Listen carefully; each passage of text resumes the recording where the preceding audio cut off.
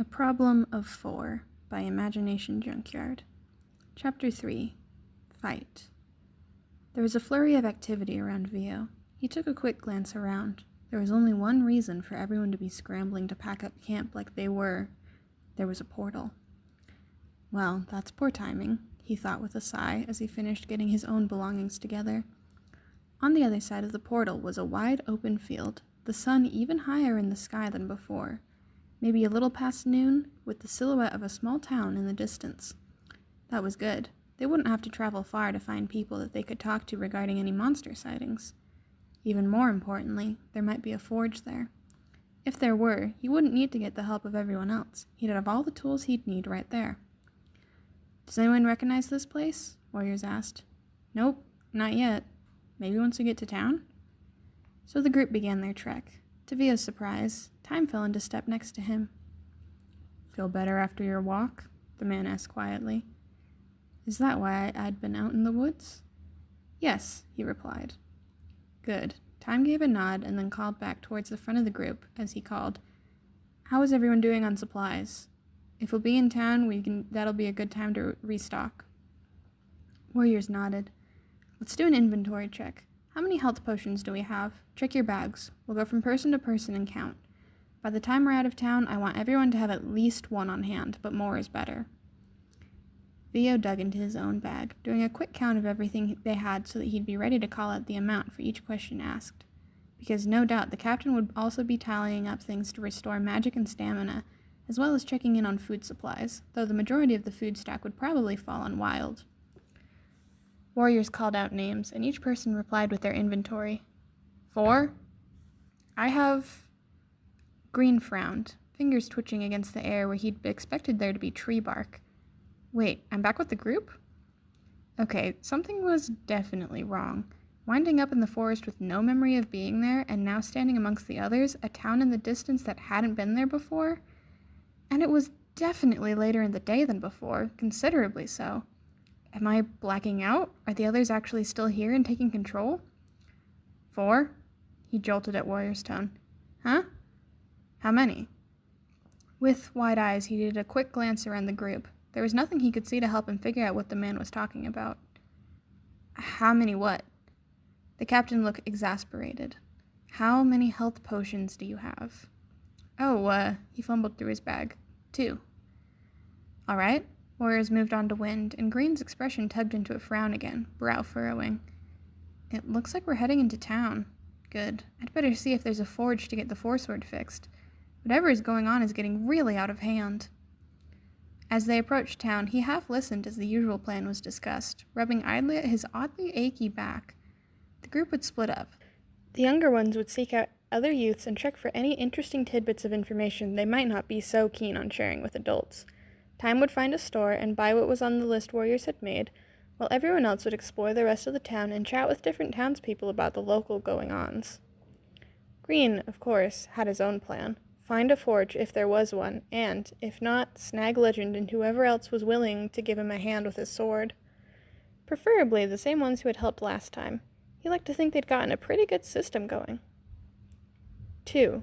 The words fell out of Vio's mouth into empty air as he came to a halt, watching the group disperse into town. It felt much like teleporting in the blink of an eye to Vio, as though not a second had passed since he'd been in the middle of telling Warriors how many potions they had. This is incredibly inconvenient. He needed to find a forge, but first he was starting to think he should leave a note. Hopefully, everyone else was on the same page about fixing the sword, if his hypothesis about what was happening while he was absent was true. But if not, he wanted to pass along the message. He dug for a paper and pen, quickly writing, We need to fix the sword ASAP. Write your nickname if you see this. Vio. Tucking the paper into his belt, he started down the street, head on a swivel as he searched for any sign of a forge. Nothing on the main street or any of the side streets. I guess I'll go find Legend. He had seen one on the other side of town, so he started heading that way. Hey, 4! His footsteps came to a halt as he turned to see Wind waving at him. This shop has some books. The boy pointed at the shop next to him, and Vio nearly turned and started heading that way. He could use a new book. He was getting close to the end of his current one. But the sword was unfortunately a priority at the moment. I'll check it out later, he called back. Thanks. Wynne shot him a thumbs up and then scampered off down an alley. Vio continued on his way towards the storefront, where he'd seen Legend talking to an elderly woman. Now, the woman was sitting in her chair alone, weaving a basket with shaking fingers. I guess he moved on. Turning away, Vio again was forced to come to a halt when the woman called out, "Little boy!" He closed his eyes, taking in a deep breath and fighting the urge to snap. He wasn't a little boy and had things to do. Plastering on some semblance of a small smile, he turned around. "Yes." "Are you lost? Where are your parents?" she asked kindly. "I'm not lost. I'm looking for my brother," he replied. "I believe you were speaking with him earlier. Red tunic and a blue hat?" "Oh, yes, what a sweet young man he is," she cooed. "A little gentleman, very kind." Legend? Well, he supposed the veteran had a soft side, he just wasn't particularly good at showing. He knew that much. "Do you know where he went, ma'am?" "Oh, you're also such a polite little man. Let's see." She trailed off, squinting past him. Vio waited. Impatience was usually Blue's vice, but Vio found himself struggling with it quite a bit as seconds ticked past. The longer he stood here, the bigger the chance someone else would take his place. Finally, the woman looked back at him. "Are you lost?" He pressed his lips together. "No, I'm looking for my brother." "Your brother?" As his fingers curled into his tunic, it felt like lifting an anvil to force his lips back upwards. "Don't worry about it, I'll find him." Quickly, he spun back around and darted down the street, ignoring the call behind him asking about his parents. He only slowed when he saw Hyrule and Wild laughing about something he probably didn't want to know about. "Have you seen Legend?" Vio asked. Hyrule wiped at his eyes and opened his mouth before dissolving into giggles again, while Wild elbowed him and shook his head. Nope, sorry," Wild said, batting at Hyrule when the other whispered something to the champion that had him snorting. Vio continued down the street with a sigh. This was taking longer than he thought. "Ah, time," he said as he spotted the man coming out of a shop. "Have you seen Legend?" "No, I was just getting supplies," Time replied. "Why?" Vio shook his head. "Just wanted to ask him something." "Maybe I should leave a note that there's no forge to save time with someone else." "Like a sheep!" Blue exclaimed, foot moving forward in an attempt to continue the momentum that was long gone. He stumbled, arms waving to keep from falling over. "4?" His head whipped around to see Time staring at him. Frowning, Blue glanced around. No longer was Wolfie prodding at his back. He was in the middle of a town rather than the woods. The sun was high in the sky. "You wanted to ask Legend about sheep?" Time asked, brow furrowing. "No, nothing. Never mind," Blue said. He was not in the mood to puzzle out whatever they had just been discussing. Turning away, he started walking to put distance between himself and the others. "I'm getting sick and tired of this," he mumbled, shoving hair behind his ears as he looked around. When had they reached a town? But a town was a pretty good place to be, come to think of it. I can find a forge, he thought as he slowed to a stop, and his hands settled on his hips. Something unfamiliar brushed his finger, and he looked down to see a paper sticking out from his belt. That's new. He pulled out the slip and unfolded it. "We need to fix the sword ASAP. Write your nickname if you see this. Vio." A grin appeared on his lips. So he wasn't alone after all. The other colors were just taking turns. Annoying, but a relief. There was no one else's name yet, but that probably just meant Vio had been the last one in control. Digging out his pen, he wrote, "I got this, Blue." He'd find the forge, fix the sword, and everything would go back to normal. Piece of cake. He wound his way through town, scanning both sides of the street as he went. "Oh, it's you again," an old woman called out. "Did you find your parents?" "What?" "You were looking for your parents." Parents? The heck was Vio telling this woman? "No, I wasn't. I'm looking for a forge." "Forge? I'm sorry, kiddo. I don't know anyone by that name." "No, not..." Blue threw his hands up in the air, exasperated. "Forget it." "Are you lost?" she asked, leaning forward in her chair. Ignoring her question, Blue continued down the street, turning the corner and nearly running into Wild and Hyrule. "Did you find Legend?" Hyrule asked. Legend's name again. If Vio had been looking for Legend, there must not be a forge in this town. "Nope." He brushed past them and continued, impatience building. "Should have included that in your note, Vio. Would have saved me a bunch of time." Legend, as it turned out, was all the way on the other side of town, talking to a middle-aged woman with a baby on her hip. A frustrated knot in his chest that it had taken this long to find him, Blue strode up and said, "Hey, I need your fire rod and ice rod. And you." Legend turned to look at him, brow raised. "I'm in the middle of a conversation." "Yeah, so this is important." "So that's rude." "It's all right, dear. I really need to take the little one back home for a nap anyway," the woman gently interceded. "See, she's fine with it," Blue said. The woman waved and took her graceful exit while Legend ran a hand over his face. "Seriously, Four? You don't just do that. And also, you don't just get to demand my stuff. Ever heard of manners?" "You're one to talk," Blue said with an eye roll. "Now give me your stuff. Or, come with me with your stuff, I guess." Legend bristled. "What is with you? I'm not just going to go off with you, especially not when you're being rude about it. Besides, Time gave us a job." "Forget the job," Blue huffed with a wave of his hand, irritation prickling under his skin. "No, whatever your issue is, it can wait until we've gotten our intel and leave town," Legend said, starting to turn away. "Fine, I'll get someone else to help," Blue said as impatience spilled over and he made a grab for Legend's bag. Legend smacked his arm away and then shoved him back for good measure. "What the heck? You're trying to steal my stuff now?"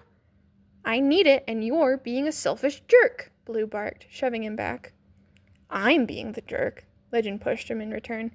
"You've been rude since you came up to me. Despite that, I was going to help you later, but forget about it. You won't get to lay a finger on my stuff anymore, and I'm certainly not going to help you, you brat." A tidal wave of fury crashed over Blue, and he let out a frustrated shriek, fist swinging up towards Legend's chin. The veteran wasn't expecting it and didn't dodge. For a moment, there was a gaping shock on his face before he responded in kind, tackling Blue and taking a swing himself. He grimaced at the pain blossoming across his cheek, but kicked wildly towards the vet's middle, who pulled back enough for Blue to scramble back and put all his force into another punch, this one striking Legend's lip. A fistful of Blue's hair was grabbed in return, and... Ow! Green only registered what had caused the pain on his face when he saw Legend pulling back his fist, knuckles red and ready to strike again. "You hit me!" Green blurted in astonishment. Legend faltered. "Why did you hit me?"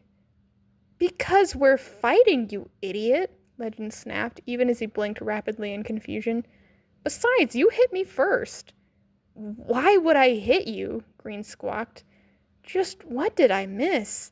Legend looked even more bewildered and... Blue saw an opening, Legend having pulled back, and swung his fist towards him again. The response was a noise that was a combination of confusion and pain. Before Legend or Blue could do anything else, there was a shout. "Hey, what the heck is going on? What are you two doing?" Seeing Legend and Four of all people scuffling the street was not what Twilight and Warriors had expected to see when they heard shouting. Warriors pulled Legend off of Four and to his feet, holding his arms as the teen struggled against him, while Twilight hoisted Four up under the armpits, immediately wiping the short-lived smug look off his face as his legs kicked in the air frantically, hands scrabbling and clawing at the rancher. "Let me go! Let me go!" Four suddenly stopped moving, freezing as he glanced around. "What has gotten into you guys? Having a fist fight in the middle of town? Seriously?"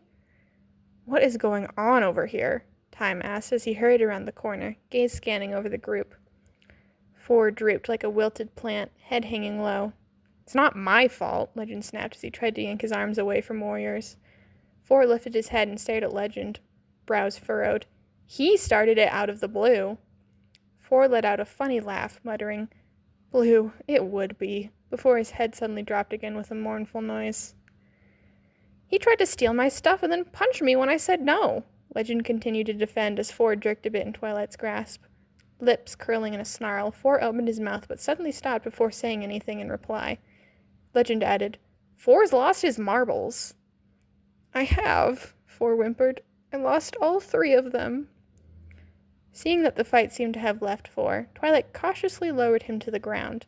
The smith continued to lower after the rancher let go, dropping onto his knees, lip curled in a pout. "I know you had a rough night, Four, but that is no excuse for attacking Legend like that," Time said, pinching his nose with a sigh before looking at Four with the kind of disapproving, disappointed stare that everyone dreaded. Four promptly burst into tears. "I didn't attack him," Legend gaped. "Yes, you..." The smith's words started to jump around in different octaves, all of it tumbling out in a choppy, nonsensical mess. Legend was being selfish. I never wanted to. What is going? Jerk hurt anyone on. Whoa, okay, slow down, Twilight said, kneeling by his side and gently taking hold of his shoulders. You're not making any sense. Four wiped at his eyes, gently touched his bruising cheek, and took in a slow, deep breath, brow furrowed. He sat there for a moment, staring over Twilight's shoulder in silence. After a few seconds, he focused on the rancher and finally spoke. I'm sorry for what happened here. I'll reflect on my actions. Then he stood, pulling away and starting to walk off. What? Hey, Four! Time stopped Twilight. I'll give him a few moments to compose himself, then I'll talk to him. The man headed after Four, pausing a few yards away from where Four had turned down a street, crossing his arms as he waited. Four is being really weird, Warriors muttered. Tell me about it, Twilight replied. He's gone insane, Legend spat, glaring after where the smith had gone, and I don't want him anywhere near me until he's back to himself. He turned to the other two. Careful what you do, he'll go feral on you for no reason. Warriors and Twilight exchanged concerned looks as the veteran stomped in the opposite direction of where Four went. What the heck was going on back there? Vio wondered as he walked away as quickly as he could, ducking around a corner and finding the paper that was, thankfully, still tucked into his belt. I got this. Blue. Well, that confirmed it. The other colors were still around. Blue for sure, but based on how damp his cheeks were, so were red. And it only made sense for green to be there as well. Now that he had space to think, he considered everything he'd observed a moment ago. Legend, scowling, lip split and cheek red, his own sore face, Time's disapproving stare, and Twilight's alarmed expression. Vio exhaled sharply through his nose. You've got to be kidding me, Blue. Because there was only one color who would get them into a situation like this. You say you've got it and then get us into a fist fight with the guy who has half the tools we need? Pulling out his pen, he prepared to write a scolding note, then stopped. He'd just get Blue angrier by scolding him now. They needed to prioritize the sword. He could scold Blue all he wanted when they were back together. I suppose this means I need to apologize to Legend. That would be the quickest way to soothe his temper and get the assistance we need. Smoothing out his tunic, he turned and nearly walked right into Time as the man rounded the corner. Four, the man said. Great, I don't have time for a scolding talk. What brought that on? Time asked. That was very unlike you. Vio barely held back a laugh. If only he knew. It was very much like him. A quarter of him, anyway. A part of him that was usually perfectly well held back by the other 3/4 of himself. But impatience and frustration with nothing else to keep the feelings in check didn't tend to keep out of trouble well. I guess the walk didn't help as much as I thought, Vio said.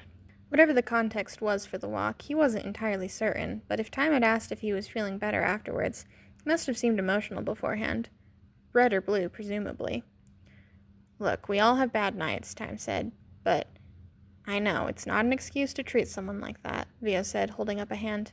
I know I was wrong. I acted impulsively. It won't happen again. I hope. Time studied him. If there's anything you feel you need to get off your chest that might help. What would help me most is talking to Legend, I think. I'll feel a lot better after I apologize to him, he said. The man rubbed at the back of his neck, seeming to think on his words for a long moment before sighing. All right, maybe after that you can help me round up the others so we can get supplies passed out. How about that?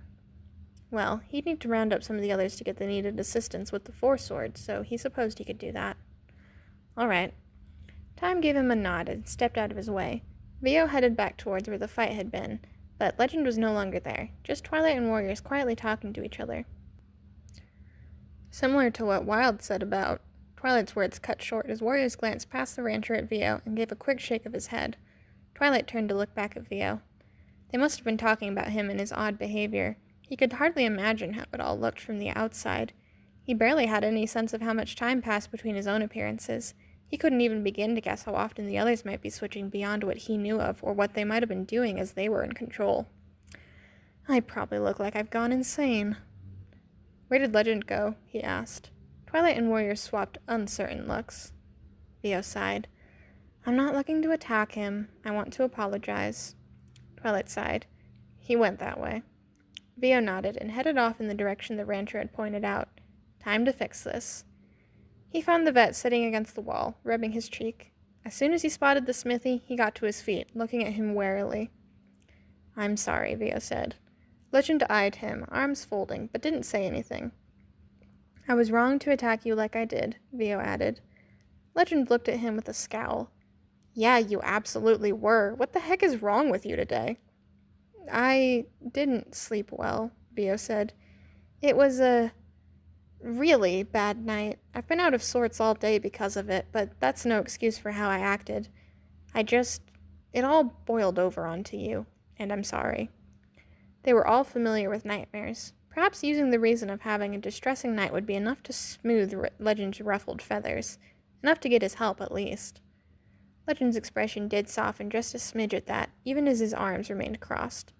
Why were you so insistent on getting my stuff anyway? About that. Actually, Green found a sort of noise dying on his tongue, and Legend looking at him with apprehensive curiosity. You need, Legend prompted. Why does this keep happening to me? Why does it always have to be in the middle of a conversation? Or, he thought with a frown at the pain on his face, in the middle of a fight? That had to have been Blue. So that definitely confirms I'm not alone in this. Oh, this was probably about the sword. Confident in what they had been about to ask, Green said, I need your... The second Blue saw Legend frowning down at him, he nearly lunged at him again. Quickly, he glanced around. Time and Twilight were nowhere in sight. How much time had passed since he'd been in the middle of being scolded and blamed? If you'd just given me what I needed, this never would have happened, he declared, crossing his arms. Legend reeled back. Seriously? You're going on about that again? He scoffed. Some apology this is. Apology? I'm not apologizing to you, Blue said. Who had decided this jerk deserved an apology? Oh, forget it. I don't care what you wanted my stuff for. You're certainly not getting it now, Legend snorted. It sucks you had a rough night, but I'm not going to stand here and take crap like this from you for. Blue sucked in a breath. Oh, how he wanted to deck him again. But he could almost hear Vio's voice. Look what you've done now, Blue. Ruined our chances of fixing this. Unfortunately, the imaginary Vio was right. I hate how often he's right. If he didn't fix this, they wouldn't be able to fix the sword. I'm sorry, he ground out, teeth gritted. Make up your mind, Legend demanded. Either you're sorry or you're not, and you don't seem very sorry. Well, he wasn't sorry for punching him, but he was sorry for messing up their ability to fix the sword. I am sorry, he insisted. You don't get it. This is really important. Any chance to convince Legend was cut off by a shout. Monsters! Wild's voice echoed through the town somewhere above them. Someone just reported monsters approaching the west side of the town. Blue felt like he was going to explode with frustration. You've got to be kidding me. Of all the times... Blue trotted back, peering up. It sounded like the shout was coming from one of the rooftops. He wouldn't be surprised if it was, knowing Wild. The door of the shop they stood next to flung open, Sky almost smacking Legend in the face with the door. Sorry, he apologized quickly. Did I hear monsters? Did he hear our conversation? Not that it really mattered to Blue, but still, eavesdropping is rude. Yep, Legend confirmed dryly, now wearing his let's get this over with expression, as he turned and headed towards where time was now calling out to everyone. Wild dropped to the ground next to Blue as the latter took off after Legend. Spread into a line and move forward. Keep them from reaching the town, Warriors commanded as the chain began to spread out, forming a barricade of shields and weapons, advancing towards the oncoming monsters. Maybe getting involved in a battle wasn't the best choice given his current circumstances, and Blue had honestly even considered trying to hang back. He really had, but the sheer number of enemies had him changing his mind. Every fighter counted right now. He wasn't about to let any of these guys make it to town and hurt anyone there just because he'd been a coward. He wouldn't abandon his brothers, even if he was still mad at Legend. Besides, taking out his frustrations on some monsters would probably do him some good. Chapter notes. This particular chapter turned out to be 4,480 and some change words, which made me laugh more than it probably should have. As it is, I'm pretty sure I'm going to be able to make this 4 chapters. Yippee! And I'm going to start giving every chapter a title that starts with F, just for fun. Now imagine if I could get the final word count to contain a lot of 4s. I'm not going to make any specific attempt to make that happen, though, but it would be neat. Can you imagine being Legend? Imagine 4 starting a fight, punching you, confusedly asking you why he'd punch you, and then immediately decking you again. The absolute bafflement I'd feel if I were in his shoes. End of chapter 3.